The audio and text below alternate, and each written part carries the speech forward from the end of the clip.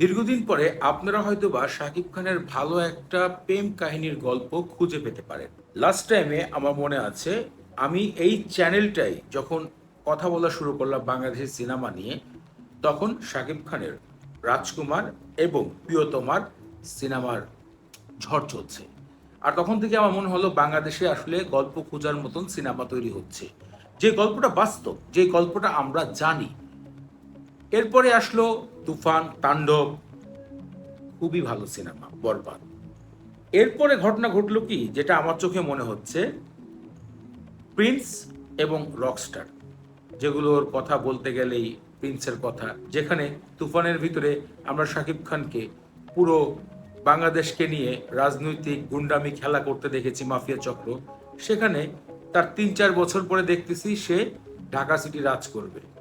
দেখেন, মানে সিনেমার পার্থক্য গল্পে কোথায় পাওয়া যাচ্ছে। অলরেডি একজন নায়ককে আমরা দেখতেছি, তিনি একজন সুপারস্টার, যিনি সারা বাংলাদেশের রাজনীতি ফিল্ড, গ্যাংস্টার জগৎকে রাজত্ব করবে, তার সাথে প্রেম কাহিনী। এর 2-3 বছর পর ঢাকা সিটির একজন কিং কেনে গল্প তৈরি করা হচ্ছে। যখন শুনেছিলাম কালা জাহাঙ্গীরের জীবন কাহিনী কিনে তৈরি করা হবে, তখন একটা ইচ্ছে হয়েছিল যে না, ছবিটা মনে খুব ভালো হবে। যখন শুনলাম না, এটা আরেকটা কাহিনী, তখনই আমার একটু আগ্রহ কমে গেছে। তারপর টিজার দেখে ভালো লাগেনি, সত্যি কথা যেটা। সিনেমা দেখবো কি, টিজারের মধ্যেই আমার ভালো লাগতেছে না। এরপরে আসলো কি, রকস্টারের ভিতরে শাকিব খানকে একজন শিল্পীর প্রদর্শন করা হয়েছে, তার ভিতরে ভালোবাসার গল্প। কিন্তু একটা কথা বলতে চাই, যে যাই বলুক, এই গল্পটা বাংলাদেশের জন্য কতটা আগ্রহ, কতটা চাহিদাপূর্ণ, এটা কিন্তু আপনি আমি ঠিকই বুঝি। এখন সাকিবিয়ান আপনি লাভার হিসাবে আপনি সিনেমার গল্পটা গ্রহণ করে সিনেমা দেখেছেন, এতে কিন্তু কোনো সমস্যা নেই। এতে কি হবে, আস্তে আস্তে তার দর্শক, তার যে সিনেমার ঝড়, সেটা কমে যেতে থাকবে। এখন আমি একটা ছবি দেখলাম 2-3 দিন আগে, যে হিমেল আশরাফ, যিনি প্রিয়তমা এবং রাজকুমারের মতন সুন্দর গল্প নিয়ে কাজ করেছিলেন শাকিব খানের সাথে, যদিও প্রযোজক একটা টাইমে শাকিব খানের বিপরীতে চলে গেছে, সেই গল্পটা আজকে নাই বলি। তো হিমেল আশরাফের সাথে নতুন প্রজেক্ট হবে এবং সেখানে প্রযোজক হিসাবে শারিয়া শাকিলকে দেখা যাচ্ছে, যিনি সুরঙ্গ, তুফান, তাণ্ডবের মতন সিনেমায় টাকা ইনভেস্ট করেছে। 3 জন ব্যক্তি এবং তার পাশে এসবিএফ এরও একজন কর্ম বা উচ্চ কর্মকর্তাও রয়েছে বা প্রযোজক রয়েছে, তাদের সম্বন্ধে আমার ইনফরমেশন নেই। তাই আমি 3জনকে নিয়ে কথা বলছি, সাকিব খান, শারিয়া শাকিল এবং হিমেল আশরাফ।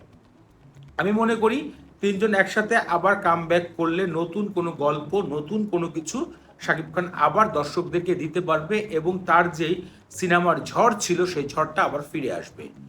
একটা কথা আমি বলতে চাই, কোনো পরিচালককে ছোট করতে চাই না, জাস্ট একটা ছোট কথা বলি। আমরা যে তাণ্ডব এবং তুফান দেখেছি, এই দুটার গল্প, এই দুটার টিজার যখন সামনে এসেছে, গান উড়া ধুরা, চাঁদ মামা, এই যে ধুমধাম শুরু হলো, এগুলা কিন্তু এখনো আমি মানে মনে করি যে ফিল্টার রয়ে গেছে, হিট।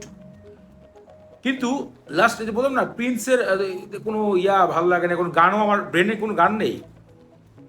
তো এরকমই কিছু পরিচালকের কাজ আছে খুব সুন্দর, যেমন বরবাদে শাকিব খানের সাথে হৃদয় ভাই ভালো কাজ করে দেখিয়েছে। তাই আমি মনে করি আবারও একটা ভালো ঝড়, ভালো সিনেমার গল্প নিয়ে শাকিব খান হাজির হবে, যেহেতু হিমেল আশরাফ কাম ব্যাক করেছে বেশ কয়েকটা বছর পরে।